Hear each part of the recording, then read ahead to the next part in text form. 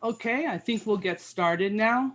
Hello, everybody, and welcome to the Water Wars. What are they good for webinar? We really have a fun program planned for you today. My name is Chris Austin. I'm otherwise known as Maven, and I publish the water news website, Maven's Notebook, where 6 days a week you can find the most comprehensive compilation of water news from across the state. But Maven's Notebook is more than just a California water news aggregator. The notebook covers state agency meetings, conferences and events, agency announcements, funding opportunities, and more. And there's even a dedicated Delta Science page. So I invite you to check it out at mavensnotebook.com. Besides Maven's Notebook, I also publish two other websites, the California Water Library and a website with resources for Sigma implementation called the Groundwater Exchange. Both of these websites will be undergoing extensive updates in the upcoming months, so stay tuned. This webinar today was put together by Mike Antos and Lisa Beutler, who are both with Stantec, as well as myself. And now that you know who I am, I'd like to find out who you are. I'm going to launch a poll, and please tell me who you are. And while you're filling out the poll,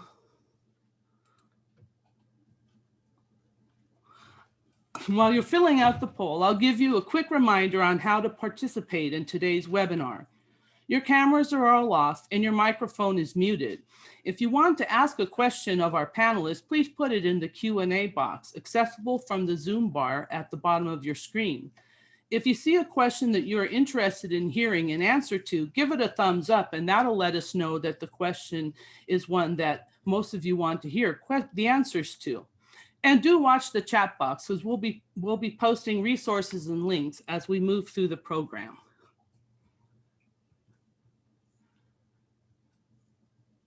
So I'll give you a few more seconds to answer the poll.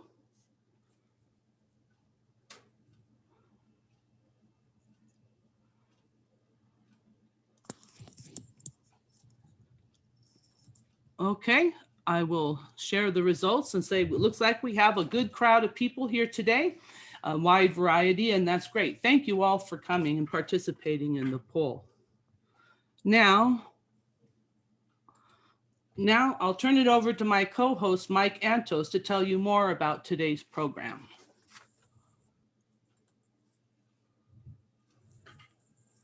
Hi, everybody. Let's see. Am I on the screen here yet, Chris? Yes, you are. Fantastic. Hey, everybody. My name is Mike Antos. I'm a watershed social scientist with Stantec and a visiting scholar at UC Irvine's anthropology department.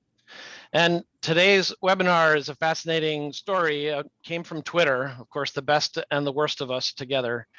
It really grew out of some snark as I threw out into the Twitter void that we should think before we call what we do war. But Chris called me on it, and here we are having a webinar. And I wanted to just thank the amazing panel that came together to have this conversation, and then for all of you tuning in with us. I have to admit that I sagely say more than once a week, words matter, and many nod their heads along with me that they agree. And I think later Lisa's going to help us be reminded that it's well understood that words create worlds. And the question I really wanted to think through, and I'm super excited to have everyone think it through together today, is what do we conjure for ourselves and for others, especially those who are watching only from a distance, when we say that our lives are about fighting water wars? Aaron Wolf at Oregon State University has done some amazing work on this, at times alongside Peter Glick at Pacific Institute. And of course, Peter has been recognized for his water diplomacy. And Aaron's work, he says, and this is a quote, water management is conflict management. We have a concept of wicked problems. I'm originally from New England, so I'm allowed to call it wicked still. And the idea of a wicked problem is one that's just so complex and interconnected with other things that you'd never really actually solve them, you only manage them. And one could say that it's very much like relationships and very much like diplomacy. Tony Brenn, who was a World War II pilot, later an MP in the UK, is quoted as saying that war is the ultimate failure of diplomacy. So as I and others wrote in the invitation today, we talk about how we manage and govern water. It's critically important to people, the environment, and the economy. But are we really at war when we do that work? Really? Do we believe that there are always victors and vanquished? What's the impact that we have on ourselves and others by saying that this is warfare, when in reality, it's more like diplomacy. It's more like the messiness of a wicked problem of working together and in community. So I'm going to turn it over to my colleague and friend, Lisa Beutler. She's an executive facilitator at Stantec, past president of the American Water Resources Association, and a go-to when confronting wicked water problems. And she's also my friend. So I'll let her come on screen and bring the rest of our panel into the discussion. Lisa? Great. Thanks, Mike. Thank you to everyone for being here. I'm really excited about the panel that's been pulled together. We have, Chris is going to be posting up in the chat the speaker bios, and this will tell you a little bit more about who the people are with us. But it's fair to say that we have a pretty legendary panel with us today. So we have Tim Quinn. He's going to be our first speaker and kind of launch us off into this conversation. And this has been a very fun process getting ready, as Tim himself has gone through an evolution, and he'll be talking about that. We also have Tracy Quinn, not related to Tim, and she comes from the environmental community. She's also an engineer, and then a wonderful author, John Fleck. So with that, I'm going to start moving into the, we'll get those bios posted. For those of you who don't know them, go ahead and take a quick look, but I think most of them are well known to this community. So with that, I think I'm probably ready. Tim, you ready to hop into this conversation? Ready for action. All right, let's take it then. So we're going to start with kind of just really defining what war is. So Merriam-Webster says war is a state of hostility. It's a conflict or an antagonism. It could also be a struggle or a competition between opposing forces for a particular end. So Tim is a nationally acclaimed water professional, and in most settings, anyone would consider you to be a formidable opponent. In fact, I don't think very many people would want to tread onto the other side of your argument, so that you have a strong reputation. In fact, you are just one of a handful of people that's been awarded the National Water Resources Association Water Buffalo Award. And that's the award that's only given to select individuals that are widely respected by their peers for their knowledge and their force of personality. You have also been quoted as saying, war is easy, collaboration is hell. So given your reputation as a powerful and skillful combatant, and I'd like to know what brings you to this discussion today, this whole idea of this questioning the premise of a water war. So take it away, Tim. And I have to start by saying there have been plenty of people on the other sides of issues that I've been involved in. I want to start by challenging a couple of things you just said, Lisa. One is you described me as a combatant, and I have no doubt that some people listening to this call think of Tim Quinn as a combatant. I have to tell you that Tim Quinn doesn't think of himself as a combatant. I view myself as a collaborationist. I've tried to do collaboration for over 30 years in managing California's water. I have from time to time been a warrior in my mind. When I had so Tim, I'm getting some people asking you to speak up just a bit, and I know you've been having some mic problems, so maybe if you could scooch in just, there we go. Is that better? Okay, I'll try and stay close to the mic. But I have been a warrior at times when I had to be, but you know something? I don't believe I ever accomplished anything great, with possibly one exception in my career as a warrior. As a fact, being involved in water wars resulted in some of the worst failures of my career. The other thing that I want to challenge is, well, not challenge, I want to complete, put in context. A war is easy, collaboration is hell. I have said that 1,000 times, but I always follow it with but. Collaboration is the only way to deal with the wicked problems that we have to deal with in California water policy. There's nothing easy about collaboration, but it's the only way to make progress. I believe that's certainly true today. To understand how I view this notion of water wars, you got to put it in historical evolutionary context. When I after I retired, I became a fellow at Stanford University, which the bio mentions. And my time at Stanford gave me a chance to be reflective about my career and the 40 years that I had spent almost all of it at the center of California water policy in one way or another. And I also read a lot of political science literature. Political scientists argue, I think correctly, certainly for water, that water policy decision-making proceeds in eras or stages.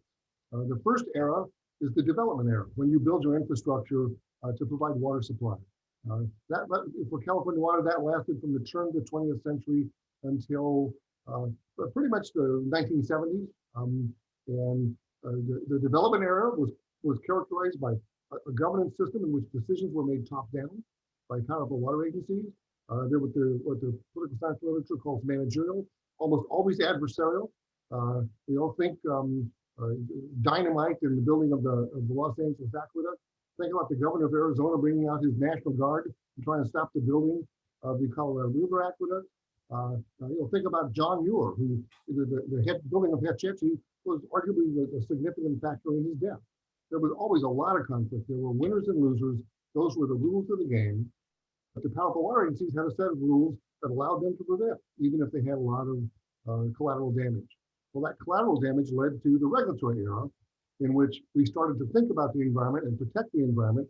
Our policy goals did a 180, from low-cost water supply development, no matter what, to environmental protection, if you read the laws, no matter what. But it was interesting to me when I was thinking about this at Stanford, was the governance did not change. Governance was still top-down. It was still managerial. It was still winner take all, and it was still lots of winners and losers. We're now at a stage where that kind of warfare, I'm not sure I like the word war, but I do believe in adversarial versus collaborative decision making.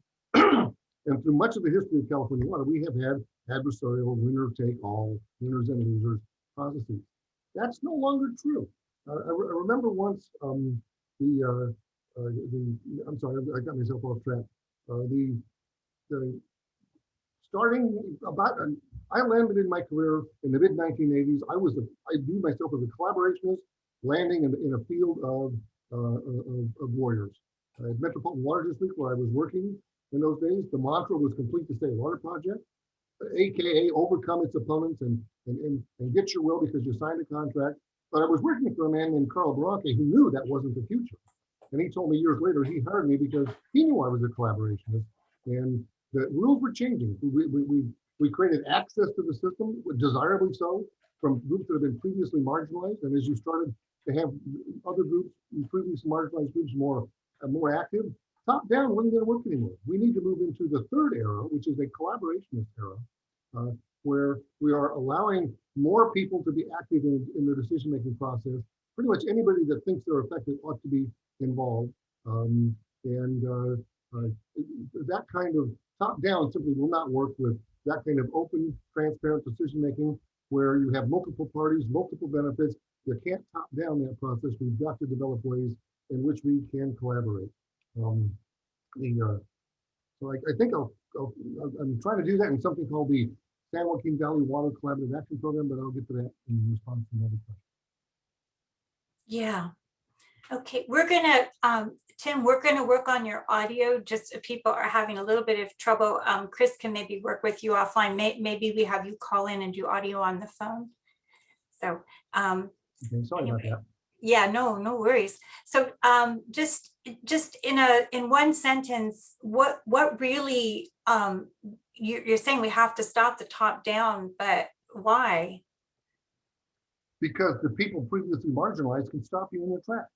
Best example of that, the California Bay Delta, Sacramento, San Joaquin River, Bay Delta. We've been getting governance wrong there for 20 years. And if we keep trying to do top-down governance, and that kind of problem, you can never succeed with top-down governance. So you have to transition if you want to succeed. Great. The old rules allowed a project developer or a regulatory proponent to proceed even if there was a lot of collateral damage. And the new rules make it really difficult to get something done. So it's a matter of that I believe in moving towards a collaborative area. Great, thanks, Tim. Tracy, let's go to you. So your job, your title of your organization is the Natural Resources Defense Council. And your role is to ensure the rights of all people to clean air, clean water, health communities, and battle urgent threats. So you are confronting pressing problems. Your organizational title explains that you are defending air, water, communities, wild places. I mean, the entire premise of your organization is that you're under siege. So given your personal experiences and your role as a protector, how does this concept of water wars work for you and impact the way you think about or approach your work? And you're on mute right now, Tracy. Thank you for that. Well, first, I just want to start by saying good afternoon to everyone. I'm so excited to be here and to see that nearly 300 people signed up to join us for this discussion today. I'm honored to be here with Tim Quinn. Despite receiving each other's emails for the past 20 years, this is the first time that we've had the chance to be on a panel together.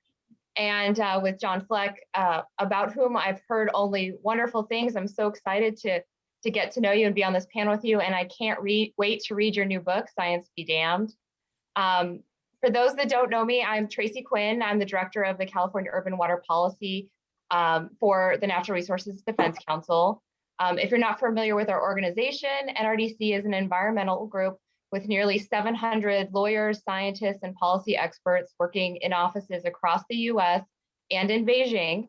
As for our water program in the early 1970s, NRDC helped win passage of the Clean Water Act, our nation's bedrock water pollution law.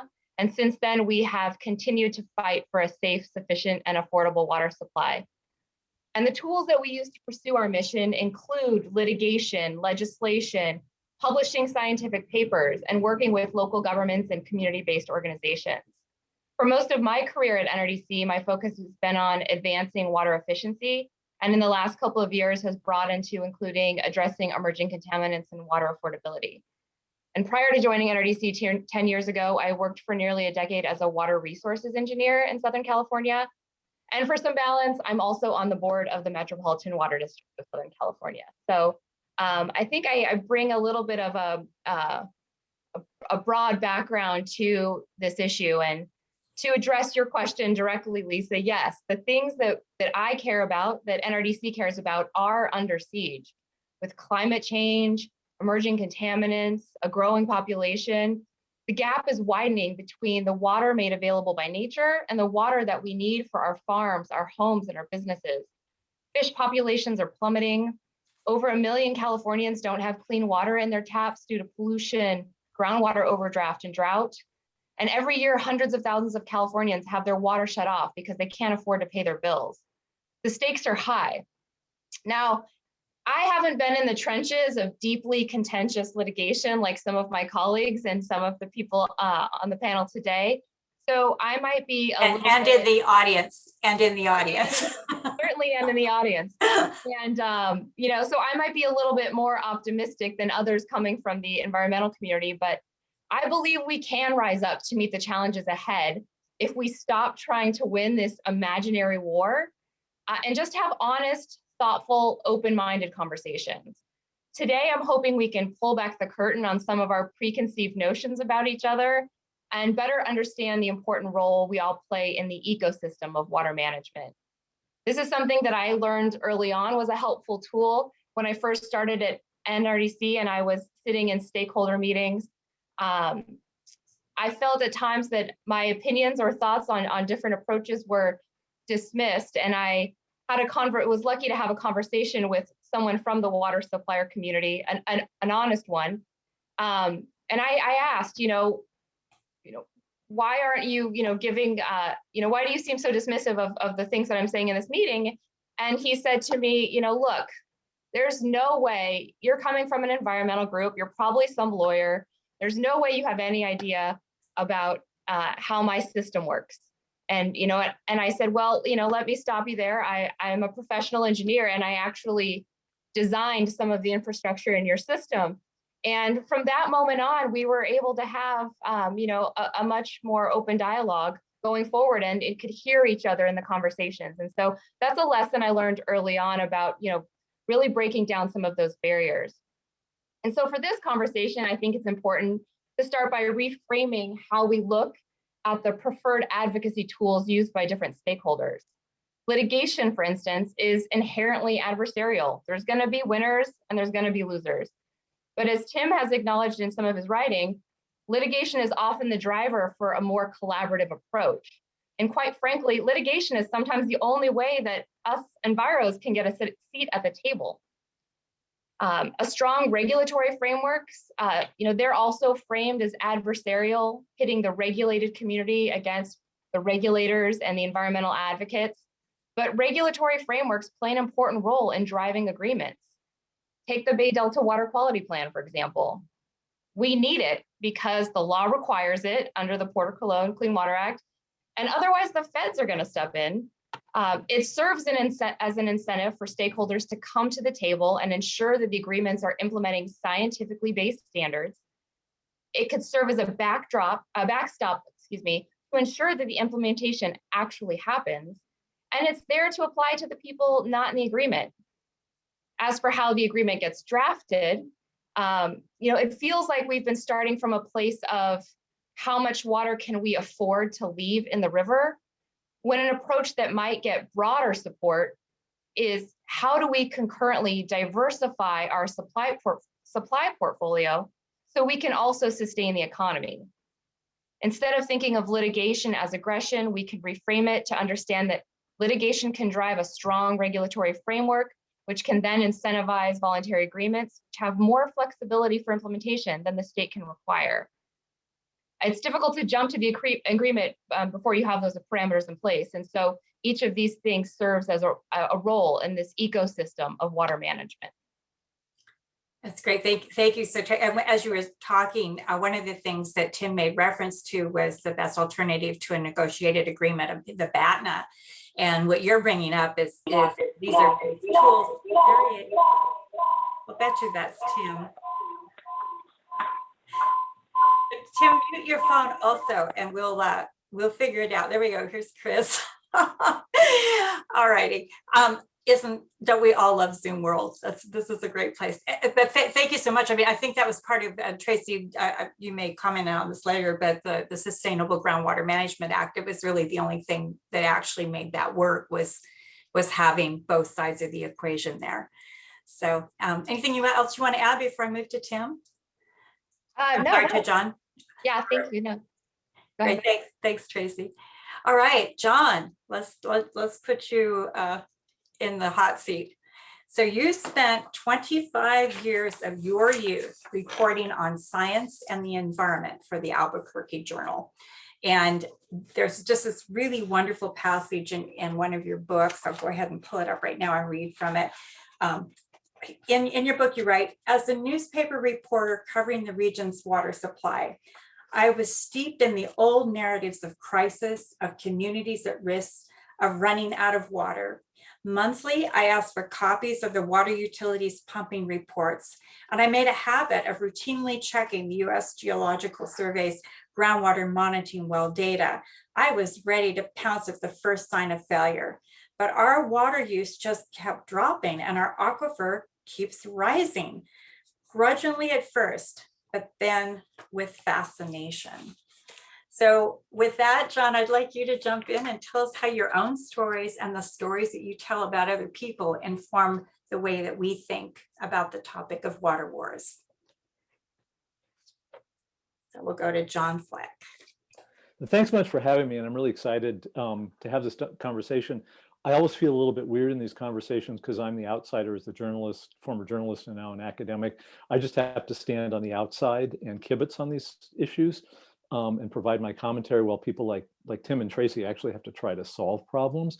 And so it's a little bit easier for me on the outside to make these grand pronouncements, but it's really impossible to extricate the story that I told in that book and the narrative that I offer here about my attitude toward the notions of water wars and water collaboration. You can't extricate it from my background as a journalist because I lived in a world that provided super strong incentives for conflict narratives. Like there's this ritual in a newsroom, a daily newsroom, where all the editors gather at 11 o'clock in the morning, and each of us writes a couple of sentences to describe the story we're working on, and they meet in a room over in the corner and decide whose story is going to be in the paper, and then more importantly for the sort of cultural cachet of what we do, whose story is going to be on the front page. And it was the conflict stories that were always the ones that got on the front page, was the ones that got the attention, was the ones that were incentivized. And you know, I came to believe that this was a problem in newsroom culture, but it's really drawn from a problem in the culture more broadly, because that's what audiences want, that's what audiences respond to.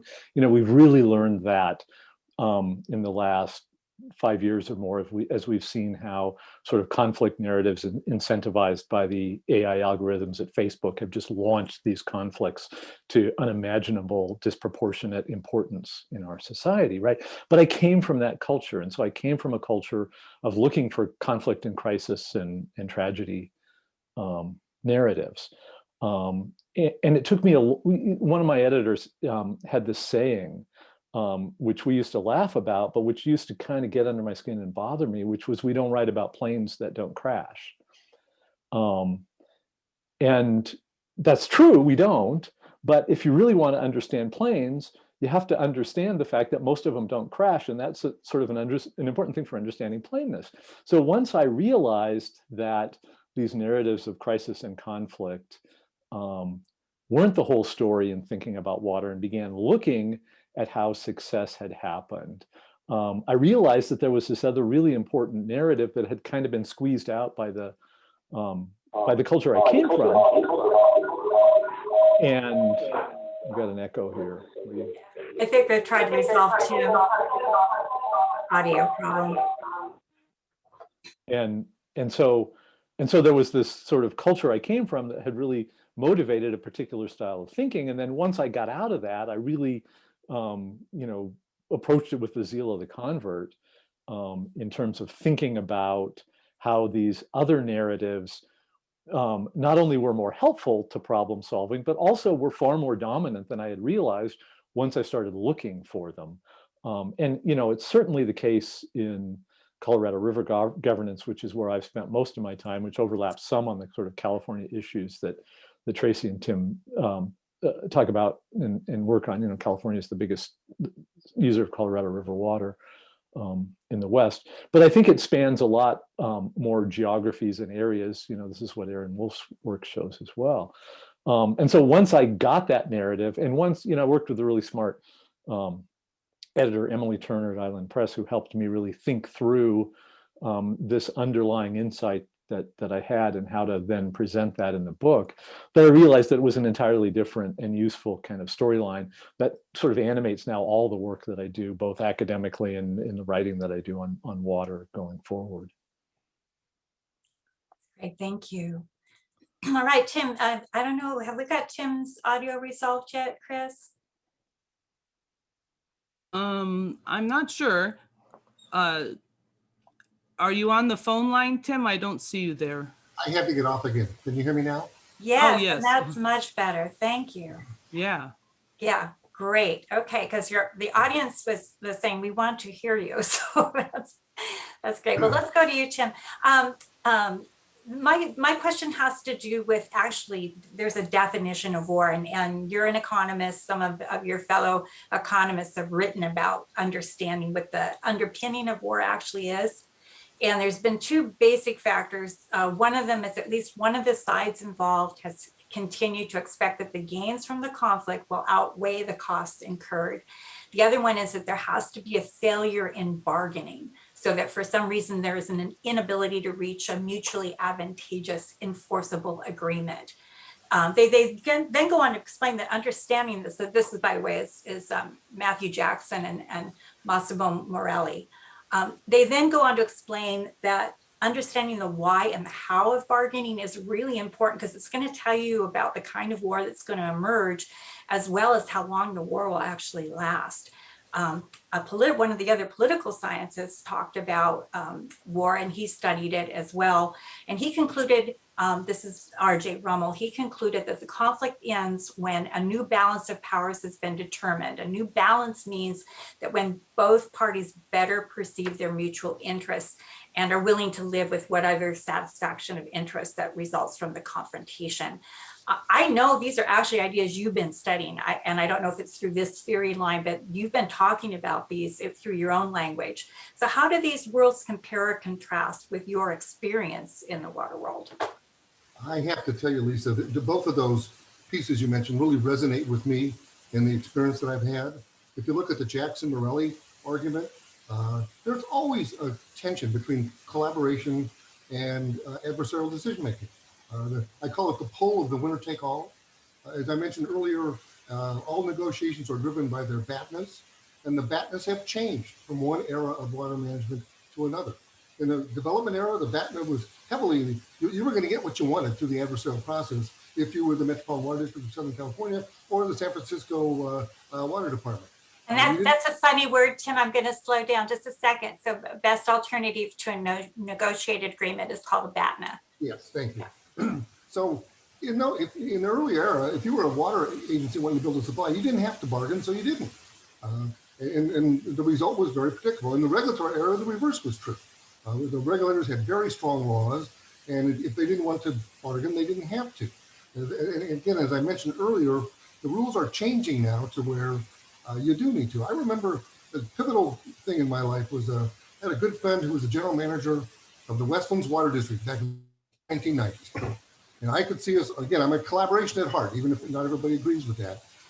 I could see us going to war in 1992 over what became the Central Valley Project Improvement Act. And I was pleading with Jerry at a sidebar meeting at an ACWA conference. Why don't we get Tom Graff and the other environmentalists? He was, I don't know how many people remember Tom, but he also became a dear friend. Let's negotiate this in California and avoid the mess of a war and I may have used the word war at the time, Jerry, in Washington, D.C. And Jerry said something to me that I have never forgotten. He said, Tim, you have to understand the people I work for, meeting his board of directors at Westlands. He said, some things can be negotiated away. Some things have to be taken away. And that was a revolutionary moment. You had a key party that was not going to negotiate in good faith. They had enjoyed the old development rules and didn't appreciate that the rules and political competition was shifting. And I realized then that there would be no negotiating over CVPIA, and I became a lawyer. I worked for Carl Bronke, and Carl and Metropolitan were pivotal in passing the Central Valley Project Improvement Act. And ever since that time, we have been leveling the playing field in ways that I think agriculture is starting to appreciate, although it took them a while. And one of those balance of power arguments come in here. It took a revolutionary change. It took war to have success in the early 1990s. And if the only time I think being a warrior ever really promoted better policy was back in early 1992. And I'm sure there's lots of people out there disagreeing with me as I speak, but that's from my personal perspective. As I said, in recent decades, we have leveled the playing field. Winner take all, adversarialism, top decision-making simply will not work in a world where previously marginalized groups have access to the decision-making process. If we keep trying to use the old ways, the old top-down ways to make decisions, I think the Delta is the best example of that. They keep trying top-down managerial decision-making. I think their approach now with the voluntary agreements, that's a step in the right direction. I don't think it's enough of a step, but it's a step in the right direction. Keep in mind, we have had a lot of successes from collaborative decision-making in recent decades. I mean, the paper that I'm sure you have access to as part of this seminar is where I give my own experiences, things like the Best Management Practices Agreement in the early 1990s, which launched urban conservation as the backbone of urban water planning in the late 20th century. A truly historic thing. Drought water banks that I helped craft, where we were looking at horrible adversarial action during the height of droughts, and we avoided that in the early 90s by creating a voluntary, collaborative drought water bank, followed by the Monterey amendments, which are controversial with some, but they were, again, collaboration winning over going to court. The Bay Delta Accord in the mid-1990s, even CalFed. Today, collaboration is blossoming of all places. When I wrote my paper, I was pretty despondent because I knew we needed to move into a collaborative era, and I didn't see it happening out there. But collaboration, I would argue today, is blossoming in, of all places, the agricultural Central Valley of California. I would urge anybody listening to this, go onto the Northern California Water Association's website. I think it's norcal.org, but whatever. Type in Northern California Water Association. I go to that website every couple of weeks just because it makes me happy to know that progressive thinking is happening in California in a place where it wasn't 30 years ago. In the San Joaquin Valley, I thought, frankly, we were doomed to more decades of conflict. That's how we've always resolved things, but we're now doing something that I'll call the CAP, the Collaborative Action Program, in which we have scores of people from all different sectors of water interests that are just realizing they need to work together instead of fight each other. And I am very encouraged by that turn of events, because as I said earlier, war is not going to work anymore. War had its place. It definitely had its place. It built our system. It protected the environment. We made decisions through the adversarial process that were sometimes good, sometimes bad. But war is not going to get you where you need to go in the 21st century. You've got to get to that collaborative effort. Mm-hmm. Yeah, thank you. Earlier in the chat, Mark Lubell posted up a comment that we need to retire Tim Quinn, or need to require Mark Twain's misquoted statement about whiskey. So it sounds like you're in the retirement camp too. You would vote on that one. Yeah. Look, collaboration is in my heart in retirement, and I'm doing everything I can to promote it. Thank you. Let's go ahead and then jump to Tracy. And Tracy, you've got some really good lessons learning as well. You worked on the 2018 water efficiency legislation. Could you just hop in and talk a little bit about, what you've been hearing from Tim and the other panelists, and how that contrasts with your own successful effort? Yeah, just a few things, looking at the Q&A chat and response to what Tim said as well. I think that maybe to clarify my opening statement, I think I obviously support collaboration. And I think it's a great place to start, but it's also a difficult place to start because you need clear rules and goals. And when you have diverse competing interests, it's really difficult for a group to come together to coalesce around the same rules and goals. And that's why a strong regulatory framework is so important for the agreements to be successful. And I think, unfortunately, with some of the agreements that we've seen in the past, they've been successful examples for some of the participants in there, but they've haven't been quite as successful for the environment. A lot of the agreements that we've made in California have resulted in greater diversions from the Delta. And we now, as I said in my opening statement, we have fish populations that are plummeting. So, I think going forward, it's really important that the agreements are based on clear rules and goals, and that, as Tim mentioned, having a bigger tent and making sure that community interests, tribal interests, the environment, all of those things are represented, so that we're meeting the needs of the broader community. As far as the 2018 legislation that I worked on, with probably many folks that are on the call as well, or have dialed in today, and many people may not be familiar with it. We had an epic drought in California between 2011 and 2016. During that time, the state was looking for tools to gauge how water suppliers were handling. Do we have adequate supplies going forward? And we didn't really have any consistency around being able to report out on what our supplies look like, and how well prepared we were. Many water suppliers had done a lot of great planning. They had really detailed water shortage contingency plans. They had lots of water in storage, but that wasn't universal. Some water suppliers didn't even have water shortage contingency plans. They didn't have phases of how they would address deeper and deeper drought. And so the state elected to go to mandated, or they started with voluntary conservation. It asked, voluntarily save water, reduce water use by 20%. And as often happens, voluntary, without the stick, the voluntary call for conservation resulted in about an 8% reduction in demand statewide. So the state then went to mandatory conservation, which got a lot of pushback. But it definitely highlighted the need for us to have longer term conservation measures in place in a way to address the more intense and more frequent droughts that we know we're going to see with climate change. So a lot of stakeholders got together, representatives from state agencies and the water supplier community and the environmental organizations, and tried to come up with a new plan, trying to address the concerns of water suppliers from previous water efficiency efforts like 20 by 2020. We got out of that effort, and with the mandatory reductions, suppliers said, percent reductions just aren't fair, that it hurts early adopters of water efficiency programs.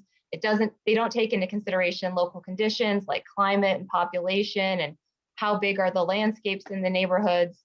And the result was a strategy to try to address these concerns with new customized water use targets that would include the state providing aerial imagery and landscape area measurements to each water supplier.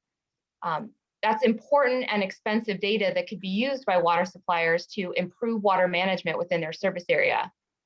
So when the proposal came forward and the water supplier community pretty universally opposed it, it was really confusing for those of us that had worked on it, because in theory, this addressed all of the concerns that we had heard repeatedly since 2009 and throughout the drought. So, I was thinking, gosh, are they just fighting this because they don't want to be regulated, or are there real issues here that need to be addressed? And my approach through that process, I believe in open and honest communication, and I think that's best in one-on-one or small groups. I think it's really important to get to know people, and I would have to say through this process, I made some really great friends and unlikely allies. I think you need to, like I said, be honest, follow through with your promises, and through that process, you can build trust. And then lastly, keep focused on the long view. And then just really briefly to cover it, just to, because we're being honest, there's also some challenges. There were people who mischaracterized the legislation. There were others that exaggerated some of the potential consequences. And I understand that can be a successful strategy, but it makes negotiations and finding common ground really difficult. But in the end, I found people that I believed I could trust to be honest with me as well. And, we had really good conversations. And some of the things that the water suppliers asked for, the changes that they asked for made a lot of sense. And I was happy to support them in their request to make those amendments to the bills. Others honestly made me really uncomfortable because I felt like they compromised the integrity of what we were trying to achieve, at least in the short run. But I tried to put myself in their shoes. Unlike previous goals, which were a percentage reduction and very easily for the water suppliers to calculate, most of water suppliers had no idea how their current water use compared to the water use target that they were going to be asked to comply with when this legislation passed. And I could see how that would make them uncomfortable. So I agreed to support changes to the bill, even though they made me uncomfortable, because they were changes that made the water suppliers more comfortable with an enforceable set of standards that with which they were going to have to comply. And I was hopeful that once we had more data and more information was made available through the implementation process, and suppliers were able to calculate their water use targets, that we could update the standards and make them more meaningful. And hopefully with that, the water suppliers would support that process as well. In the end, we got a legislative package that wasn't perfect, but we were able to get pretty broad support, or at least eliminate a lot of the opposition for that package. And in the long run, this effort should help us understand how efficiently communities are using water based on their local conditions and new technology and a lot more information than they had before. It's going to provide new water management tools that otherwise wouldn't have been available to water suppliers that have fewer resources. And, hopefully it'll advance water efficiency and help us to push off more GHG intensive new supplies. So I think all in all, it was successful. I view it as a collaborative effort with some adversarial moments thrown in there, but we certainly achieved our goal, and now we're in the tough part of the implementation. You know what, while you're talking, and I'll have, hopefully that's not Tim again. There, while you're talking, I was really reminded there's a couple of key principles kind of in negotiation as well as conflict management. One of them is the importance of relationship, and that just cannot be understated. And in this time of COVID, the fact that people don't get to eat together, the kinds of things that typically really, I see Tim nodding as well. Those are the kinds of things. And John, I know some of your stories have been about this, is this way of creating relationships that just changes the table. Another thing that you talked about was the importance of shuttle diplomacy and having the kinds of conversations that could be stacked and people could be a little bit more candid. And that speaks to the idea that a lot of the people in these worlds are they're living in two worlds. They're living in the world at the table, and then they're living in this external world where they have their own audiences, their own constituencies. And there's this really important, delicate balance where the people at the table have to understand that dynamic. And then the last thing that you said, I think that just really was so insightful and important is there's always imperfect information, and there's imperfect solutions, and perfect cannot be the enemy of the good. That just moving the ball is important. So I hope I summed up what you said properly. So you're smiling, so that's good. Okay, we'll go ahead and move then to John. And John, you've spent the last decade just dissecting politics and the realities of the Colorado River, and you've made some surprising and not surprising findings about the source of conflict and what people actually do to make things work. You've also, in your book, you threw in a lot of really good kind of Western common water sayings. One of them that I loved was, it's better to be upstream with a shovel than downstream with a decree. So that kind of reminded me a little bit of what Tracy just said. So while we all share this great Western humor, Californians a lot of times don't really appreciate the Colorado. We always think of our own I can say that I'm a Californian. We always think of our own situations as unique, wasn't built here.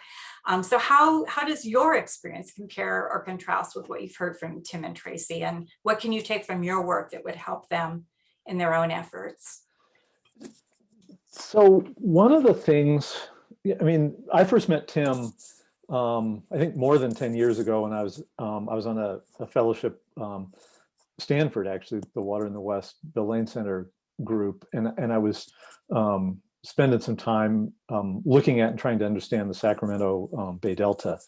And I threw up my hands trying to figure out how to write about it because it was too Byzantine and too complex for me to understand what the narrative, what the structure of the story might be. And it remains a little bit impenetrable to me today as well. So I'm also a little hesitant in trying to think about how lessons from the Colorado River and the sort of optimistic success stories that I talk about might apply in other places, because each water geography, the politics and the hydrology and the social concerns is always unique.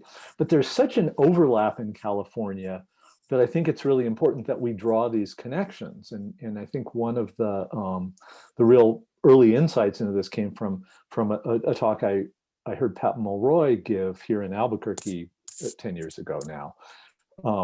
She was the former head of the Southern Nevada Water Authority, one of the leaders of the sort of conflict transitioning to collaboration governance processes in the Colorado River Basin.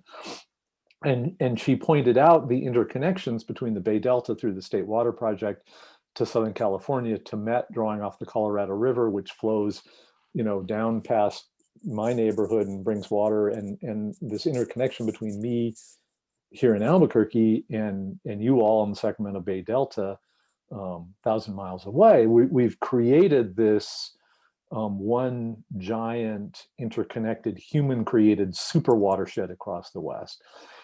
And so we better understand how to make the whole thing function effectively in this interconnected way. And that was really important for me in thinking about how all these pieces have to fit together.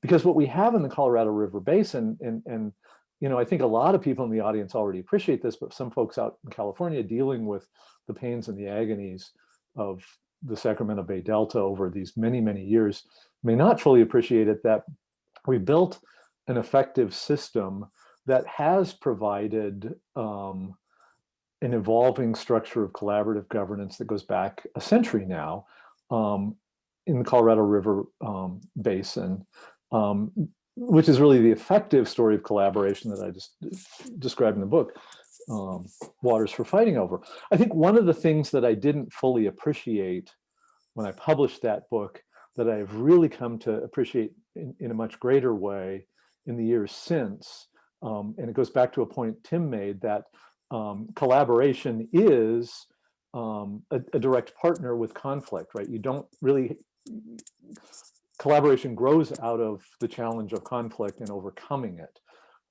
And so, you know, when Island Press published, when they published the paperback edition of Waters for Fighting Over, a couple of years after the hardback edition came out, the end of 2016, and there was some really difficult conflict underway in the Colorado River Basin over a new set of agreements. We call them the Drought Contingency Plan. And there was this sense, especially in the state of Arizona, that conflict was overcoming collaboration. And there was a sense that the wheels were going to come off and my optimistic narrative was going to look really dumb. And it's published in a physical book. You're stuck with it. There's no way to change it. And I was talking to a lot of my friends working on the Colorado River, and I kept posing this rhetorical question to them: what am I, optimistic or pessimistic? And one of my friends who had many years of working on the river and as a very effective collaborator looked to me. We were at a meeting together at the happy hour after a day's meetings, and she stared me really intensely in the eye and says, "John, you have to be optimistic." Not meaning that optimism was right, but that somebody needs to model the optimistic path. And I think that's what's really important about what Tim's trying to do here. Not that, for example, in Sigma in the Central Valley, that successful collaboration is guaranteed, but that as we are thinking about how to solve these problems, those of us who have these public platforms, like the three of us on this panel, like the six of us in the greater panel here, all have these public positions too. We have to model the optimistic path, because one of the points I made in Waters for Fighting Over is that if we allow our rhetoric to just descend into the expectation of conflict, then that's what we're going to get. And so collaboration is not ensured, collaborative success is not ensured, but we have to model that as an effective path, because the alternative, I think, is really bad, and I don't want to see that happen. Thank you. I think that's a perfect lead in. I want to make sure we have time left. We've got people really posing a lot of questions, and I want to make sure we get to questions. So I'm going to jump to the question about thinking about war differently. So Mike Antos started this discussion with the idea that the pairing of the word war actually was very problematic, that it created a mindset that was not as useful as it needed to be. And so what I wanted to do was kind of talk a little bit about some of the things that we heard when we even posed this. We heard from a combat veteran who actually wrote us a note and said, "I'm glad you're talking about this, because I work in water and I have gone to war and I'm really uncomfortable with this framing." I had another blogger write a note to me and say, you know, if it's a war, what are the sides? Who is paying the cost? Who are the combatants and who are the civilians? Do we have the equivalent of women and children? There was just a lot of interest in pushing at this. So there's a lot, and this was exactly what you just talked about. There's a ton of research, John, on the fact that problem solving and conflict resolution, that solution proposing, when I tell other people, I know what you need, that actually can be more of a problem when people might actually have common ground on what the issue is, but they don't like the way that you're telling them what the solutions are. There's another interesting theory that's evolved out of the conflict world, and general organizational theory has to do with some of the work that somebody named David Cooperrider has done at Case Western. It's called appreciative inquiry. And in his work, what he talks about is our words create the worlds that we live in. So if we are actually using those words, we're actually setting the stage. Our inquiry will make change. So the act of questioning anything will change it. We can choose the things that we study. So the principle there is the things we pay attention to, the things we measure, are the things we get. Images inspire action. So if we can begin to visualize the context of success versus the context of conflict, that can also inspire action. And then finally, positive questions lead to positive change. So that's kind of the theory base. And at the heart of the theory is the idea any negative frame of fixing the broken is an unhelpful frame. And there's, and in fact, with water, there's no such thing as fixing water. Water is a continuous evolving situation. Nature is not a fixed or a static thing. So to all of you, and I'll let anybody start that wants to, can we stop the war language? Is there a way to reframe what is happening to get a better kind of an outcome? And I don't know who might like to jump in first. Just go ahead, John. Well, so that's what I tried to do in the book. And that's what I now try to do with the sort of bully pulpit that the publication of that book got me. I'm the guy who says Mark Twain didn't say it, and it's probably a bad metaphor anyway. And, you know, one of the things I learned in my journalism career is that no one story solves a problem. No one story draws the attention. What draws the attention is the repetition. And so just pointing out over and over again, you know, that's not a war, that's not a conflict. There's another way of framing this issue. I think it is an incredibly valuable step. And certainly that's the one, as the spectator, right, as an academic and a guy who writes books now, that's the vantage point I have and the place that I can do this work from. Mm-hmm. Mm-hmm. Tim or Tracy, did you want to jump in? Sure, I'll go. I think in one of the, either in preparation for this or in what you just said, you talked about like, will anyone be killed? You know, how is this a war? And I would say that on a personal level, there are definitely times when this feels like a war because there are huge consequences for mistakes. Even in preparation of this panel, I thought I have to be careful not to misstate anything or use the wrong statistic or the wrong verbiage for fear that someone on, the quote unquote other side will use it against me, questioning my knowledge or my integrity. When I'm out there doing advocacy, it sometimes feels the same way. I won't be killed, but the policy that I'm advocating for could be. My reputation could be. So sometimes it feels like there are really high stakes personally, and then obviously high stakes for the people and wildlife that depends on water in California. So I think that that because the stakes are so high, it raises the level of conflict. But as far as how do we move forward and address this and change that dynamic, I think in the larger sense, we need to start by exploring how water issues are framed in California. It's always north versus south, rural versus urban, fish versus farm.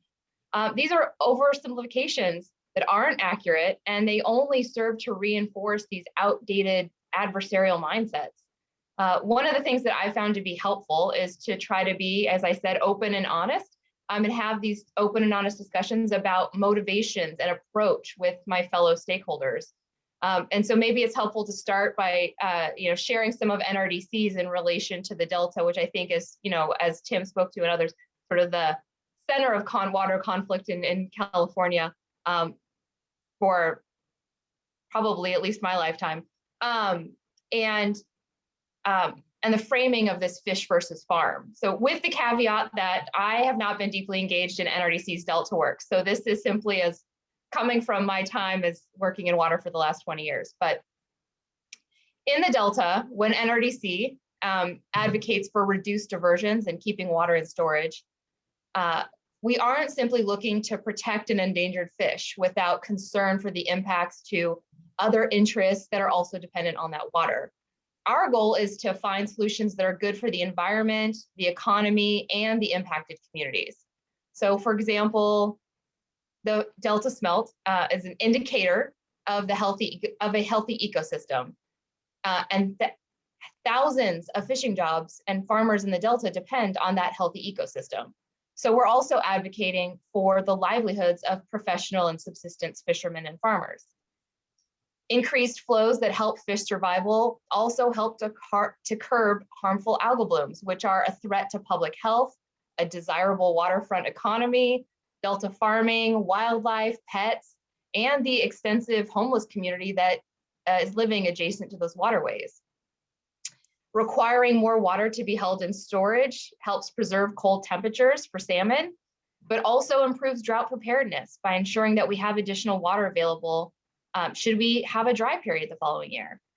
And we're not working on that, reducing diversions in a silo. We're also working on supportive policies that will help make those reductions easier, including funding to help sustain the economy and a healthy water supply system.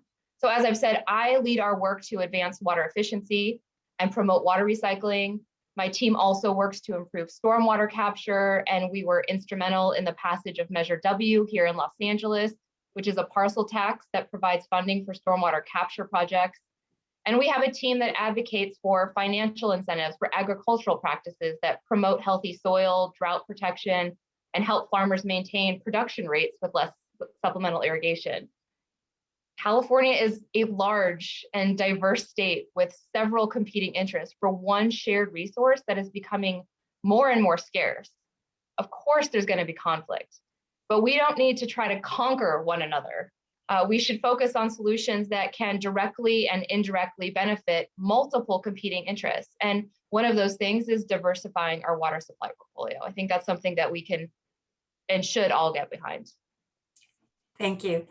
Tim, I got to have you do a couple of things. I'm going to have you just kind of reflect on what you've heard so far. Go ahead and add anything. And then I'm going to move into questions. I want to make sure people have a chance to do questions. We have a ton of questions. So Chris sent a note out to everybody. Please upvote so we can prioritize questions. So if you see questions you're interested in, please upvote them in the Q&A. So Tim, go ahead and wrap up this section. Then I want to leave about 8 minutes at the end for all of you to make some closing comments. So with that, Tim, take it away. I will be brief because I want to we can't get to all the questions. There are 35 I see right now, but I hope that our emails are, I'm tquinn2@stanford.edu. So contact me. I'm enjoying this interchange a lot. I agree that words matter. I agree that we need to separate the words water and war from each other. But in doing so, don't lose sight of the fact that those two words belonged together through most of California water history. We did engage in warfare. We didn't. I like by the way, I like your dictionary definition of war, which comes down to adversarial decision making, in which there are winners and losers, and that's the heart of an adversarial process. So in my mind, I equate it to warfare. But we did that on both sides. We created collateral damage. One of the things I've realized is everybody feels like they've been victimized. The farmers feel like they've been victimized. The environmentalists feel like they've been victimized. Say drinking water activists feel like they've been victimized. And they are all correct, because at various times they have wound up on the loser side. So we need to separate those two words. And I think the best way to do it is by making people understand that is how we got things done in the past, but it is not going to work in the future. How do we work into a collaborative era together where we truly have multiple benefit, open, transparent processes, which in my heart of hearts, again, this is where war is easy, collaboration is hell. Don't ever forget that, because collaboration is not easy. But I think we need to focus on the future, but I only think we can do that successfully if we don't forget the past, if we don't forget the past. Thank you. Thank you. But let me scroll back to Chris and Mike and help me sort through some questions. So do you want to? Yeah, so I'm going to assemble a couple of questions together that I think the panel can speak to. We've heard from folks in the questions about CalFed.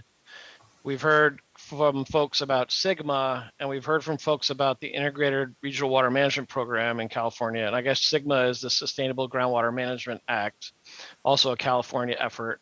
And all three of those were efforts to administer collaborative processes. So it was legislation or programs that tried to bring people together to achieve these collaborative solutions. So it was either stick or carrot driving collaboratives. And I'm curious if the panelists are willing to accept that those three things are of a like kind, and talk about the tools that we've brought to bear to help push these collaboratives, and talk about how governance and policy can help make these things happen better. Do you want to start, Tim? Okay. By the way, I do think they all three have that common feature, Mike. I think a lot of people think CalFed was not a success. I was up to my eyeballs in CalFed, and I believe CalFed changed a lot. CalFed is where we realized,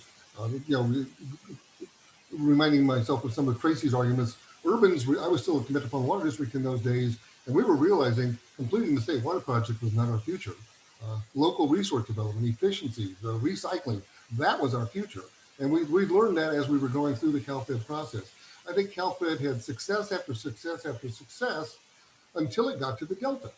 And in the Delta, there are 1,000 reasons, but a big chunk of it is I don't think the state and federal agencies were ever ready for the kind of thinking, not then, that they needed to be into. We were headed in that direction in the 1990s, but leadership changed and collaboration was dying on the vine. Same thing with Sigma. I was a major architect of Sigma. I think Sigma wouldn't have happened if Tim Quinn, frankly, had worked for 7 years to change his board of directors' mind about what needed to happen with respect to ground level. And in my mind, Sigma was all about governance. Sigma was about, in the past, if the local water managers, they knew they had a problem, but the default, if you couldn't come to agreement, the default was keep on pumping.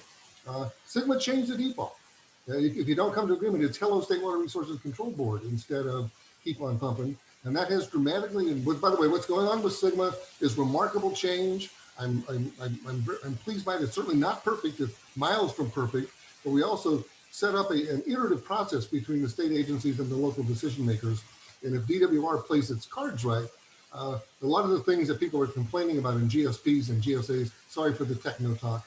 We also have non-Californians on the line, just so you're aware. So the California Department of Water Resources, Groundwater Sustainability Plans, and Groundwater Sustainability Agencies. And those things are very imperfect now, but we have an iterative process in which DWR and the state board have the opportunity to work collaboratively with those local decision makers. And I think over time, you will see many of the defects that are in the current groundwater sustainability plans, they will evolve over time because they're doing things inconsistent with the definitions of sustainability in the law.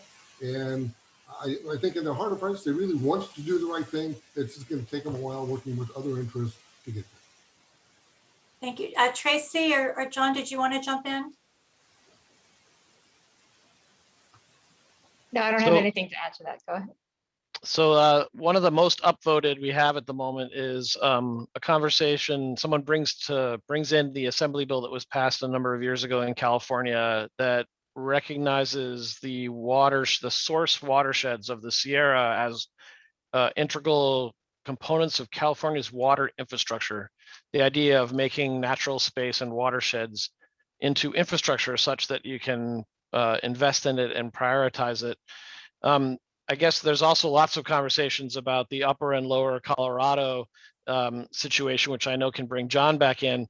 So in this question of making, of suggesting that upper and lower watershed are shared infrastructure, whether it's a natural system or not, and the idea of natural space as infrastructure such that it can be invested in like infrastructure. I suppose it's probably not fair to mash the Colorado upper and lower to the upper and lower of the Sierra, but perhaps we can pull it off. What do you think, John? What can we talk about the watershed as infrastructure, as a platform for investment, as a way for the lower users to recognize the upper supply source? So I have a couple of things to say here. One, sometimes, in some sense, the upper and lower Colorado River Basin mashing doesn't quite work, but this is something that we've been thinking about here in the Rio Grande as well, right? So I'm in Albuquerque. We use Colorado River water through transbasin diversion, but we're in the Rio Grande Basin. And we've had some folks here, especially led by the Nature Conservancy, who've been working really hard to build sort of broad collaborative scale governance structures to implement exactly this thing. And I don't think we can call it a success yet, but I think we can call it a success in that they have fostered this really significant conversation with, my local utility contributing to that. We also see this happening a number of other places around the West, Phoenix, and Salt River Project in Greater Phoenix area, especially with the watersheds of the Salt and Verde rivers that bring a big chunk of central Arizona's water. Doesn't come from the main stem of the Colorado River. So I think those integrations matter. I think it also raises this broader question of the importance for successful collaboration in thinking about where we're drawing the boundaries around the resource system when we have these conversations. And we often have the tendencies to draw them narrowly, because as soon as you draw the sort of geographic boundary around the water problem you're trying to solve more broadly, there are more stakeholders, more interests involved, and you get this exponential growth in the difficulties of the conversation. But if you don't extend either, in the case of the questioner, to headwaters and forested watersheds and mountains, or to upstream neighbors, as we have to worry about here in the Rio Grande with water flowing down from the state of Colorado, for example, then our collaborations can fall short because we don't have the right interested parties in the discussion. I mean, this is one of the really important points that Eleanor Ostrom, the late social scientist who really helped us think about how these collaborative structures function in practice, talked about the importance of is like, let's look really carefully at where we've drawn the boundaries and how our system of collaboration interacts across those boundaries. Can I add something, Lisa? Go ahead, Tim. I couldn't agree more with the comment that we have to think about. I saw recently in the Northern California Water Association's website, from the mountain ridge down to river mouth, R to R. I tend to think of peak to Pacific. That deals with half of California anyway. It's just hugely important. When I worked at ACWA, several of my board members were from that part of California, and they strongly felt that what happened up in their neck of the woods should be paid attention to by the people who use water closer to sea level. And I couldn't have agreed with them more and helped them work with the ACWA board, to where when I left, it was one of the highest priorities in the ACWA board's strategic plan. I know it was certainly something that resonated with me. I know my successor, Dave Egerton, used to manage water agencies up in the upper watershed, and he has continued that work. So at least with respect to ACWA, which is an organization that can knit together people from the Southern California coastal plains, the Bay Area, the agricultural Central Valley, and people in the natural resources up in the upper watershed. I think one of the things we need to focus on the most as we move towards infrastructure legislation in Washington, D.C., is making sure that legislation recognizes the value of natural infrastructure and gives us the resources to invest in. That's great. Mike, I think I have time for maybe just one more. Okay. And Tracy, I don't know if you wanted to get on the last one, but the next question, they have you called out to maybe go first on it, but I'm hoping everyone can address it. And I'm going to put two together. There's questions about the moment of racial equity that we've been going through in the United States for the last year or so, after prominent deaths of Black Americans. And the question is, how do we start thinking about white privilege in these traditional governance and environmental management spaces that we all work within? And then how do we bring racial and equity and other forms of equity into the work that we do?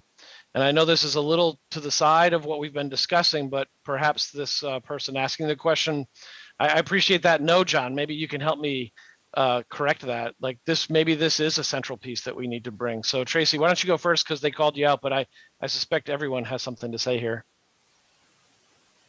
I mean, I'm so glad that this was brought up. I think that we are at a reckoning point. You can't work in the environment, you can't work on water without considering the disparate impacts of pollution and access and affordability on communities of color. That's, you know, we look at Cal EnviroScreen and overlay it on, you know, the demographics of our state, and you can see that that communities of color are disproportionately impacted by all aspects around, you know, around water, and aren't represented at the tables that are making the decisions about the solutions for those problems. Even within my own organization, you know, within Big Green, we are a very white organization, and it's something that, you know, we are reckoning with internally. Environmental justice is social justice, and, you know, we need to make sure that the impacted communities have a voice at the table. I think, you know, John spoke to this, Tim spoke to this, you know, the right people have to be at the table, and we need to make sure that we are centering communities that are being impacted by these policies, and making sure that they have a seat at the table, and that they're driving the solutions that are going to be impacted in their communities. And so I think that it's a really important, I'm glad this was brought up. I think it's a really important issue. And, you know, I think it should be centered around all of our conversations. Even as I was preparing for this panel, you know, it occurred to me that, you know, all of us are white, and that, you know, I think with this conversation would have, there would have been an advantage to having a more diverse panel to have this conversation. And I hope that the next conversation on this topic or in future topics is, you know, that we're able to have a more diverse panel. Thank you. So what I'm going to do is go ahead and have Tim go next, and then John, I know you wanted to jump in. So what I was going to ask you to do was to go ahead and finish the question, and then move into your closing statement. So Tim, go ahead and take it away. Is this on, we're still on the issue of racial equity? Yes. Okay. We have a long ways to go. I mean, I was the head of the Association of California Water Agencies for 11 years, and go to any ACWA conference, now they're virtual, but when they were live, you see a sea of pretty much white faces. And we need to change that. I believe it will change, because as I said in my remarks, the rules, water policy is becoming more and more participative. A few years ago, we passed something called, I don't remember the exact name of the legislation, but it was the People's Right to Safe and Affordable Water. That was these previously marginalized groups who said, we're tired of being marginalized, and they got that legislation passed. I can tell you, when the collaborative action program that we're building in the San Joaquin Valley, those groups are at our table, and they are being respected and empathized with empathy, and we listen at our table. Again, we've got a long ways to go. I'm not saying everything is right by any stretch of the imagination, but one of the things I'm spending a fair amount of time on right now is raising money for those groups, or helping them raise money so that they can have the resources and the capacity to meaningfully influence policy. And that's not something that I would have been doing 10 years ago.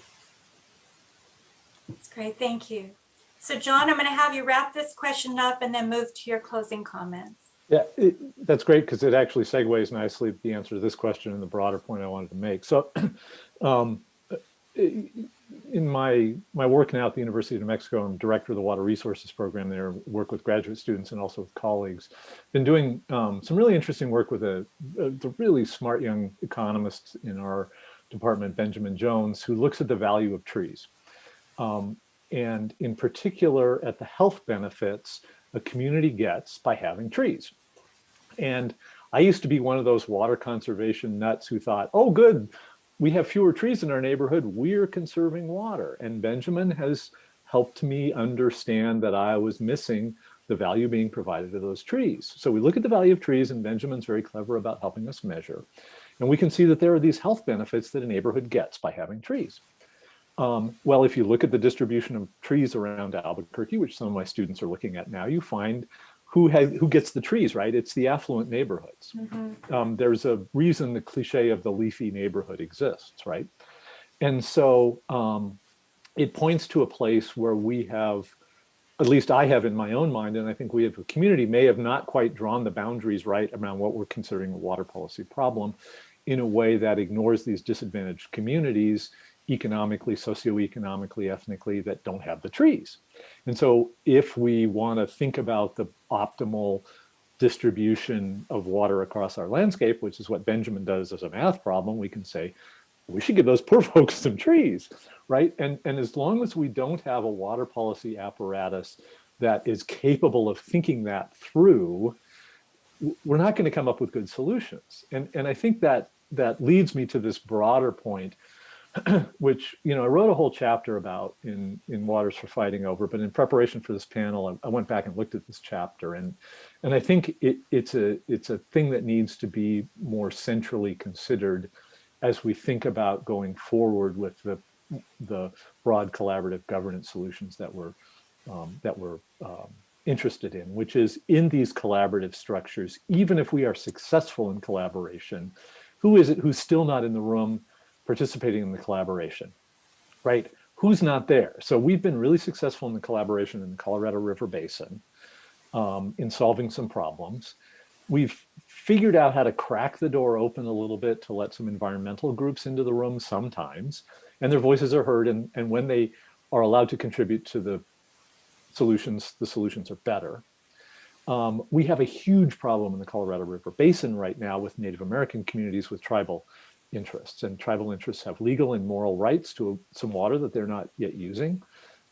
There is a great deal of difficulty in solving that problem without recognizing the reality that if a tribe uses more water and the pool of available water is shrinking, that means less water for other people.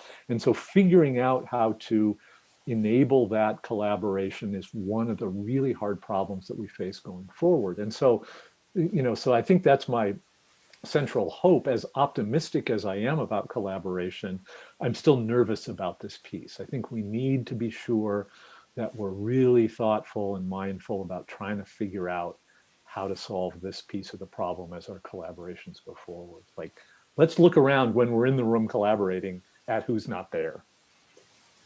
Thank you, John.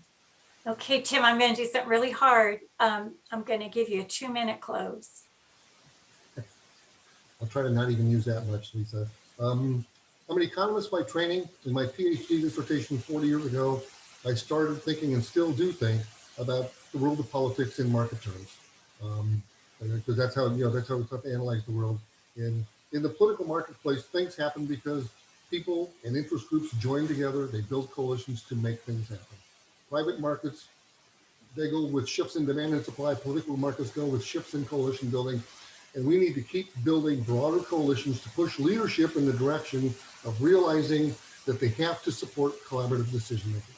When they did that in the Clinton, Pete Wilson era, I think it wasn't perfect, but we made a lot of progress with collaboration. And then leadership lost the interest. The warriors took over, and collaboration, at least outside the legislature, we had a lot of collaborative success in the legislature. But the kind of thing that was happening in the 90s stopped happening, and we need to get back in the habit of doing that by working together whenever we can. Thank you. Tracy, 2-minute close. Okay. Well, luckily, John said a lot of the things that I had planned to say as far as making sure that the right people are at the table. And I think Tim gave a really eloquent closing, a very academic, eloquent closing. So maybe I'll just end with, I pursued a career in advocacy because I liked competition. I was an athlete my whole life. And I thought that a career at NRDC would be, you know, I wanted to win. I didn't see other stakeholders as people with interests they were representing and valid points. You know, they were my competition and I was going to crush them. You know, I think what I've learned in practice is that, you know, we can get a lot further together. And, you know, I've learned a lot from the people that were propped up as my enemies. And many of them have turned into friends, hopefully lifelong friends. And, you know, I am optimistic, like John said, you know, I hope that we can model some optimism here and throughout our continued careers. And I am optimistic about the importance of collaboration, you know, again, in the ecosystem where, you know, each of the maybe litigation and regulatory framework all play a role, but strong collaboration, I think, is the future. And I look forward to working with all of you and collaborative ways going forward. Thank you so much. When you tell that story, it reminded me years ago, I was in a really, really contentious collaborative process. And I mean, it was brutal. And one day, we'd been in it for about a year. And one day, one of the stakeholders looked at another stakeholder and said, listen, we've just got to get along, because let's face it, eventually our children are going to get married and then we're going to be in-laws. So we need to figure it out. But that whole, you said this so beautifully before about the whole idea of relationship. So thank you so much. Mike Antis, I'm going to give you a 2-minute close, and then we're going to go to Chris.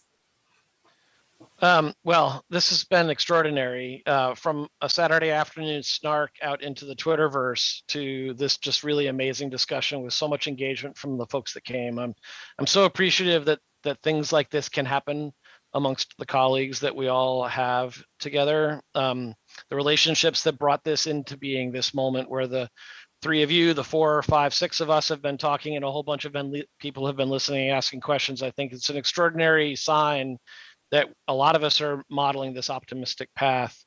I was thinking, Tracy, as you were talking about your sports experience, this idea that's out there and about the difference between a finite game and an infinite one. And a finite game is for the purpose of winning. It is zero sum. Somebody wins and somebody loses. And the idea of an infinite game is that the purpose of an infinite game is one that you get to continue to play. And what's different between war and sport, right, is that the victor in a sporting match gets a chance to play that same opponent again sometime in the future. And that idea that we are opponents, perhaps, sometimes colleagues, I think that's just a really a neat way to be thinking about it, that you can't be your best if you don't have someone to test yourself against. So it was fun watching everybody in the Q&A start to catch the words that we use. Now you're playing my game. There was "in the trenches" was mentioned. Someone else suggested that we were talking softly and carrying a big stick. I think we have a long way to go to recognizing how we've allowed war and violence to pervade our language. And it's something that I hope everyone has a little hiccup going forward as they travel their world, their water world, and you hear the wars and you hear the trenches and the fight and the girding for battle, and realize that those words are impacting us in ways perhaps we don't realize, and we should abandon them. And we also should make sure that we can fight back against the copy editors who are responsible for the headlines and get them to quit doing it too. So that's my closing. Thank you so much, everyone. Thank you. I guess over to Chris.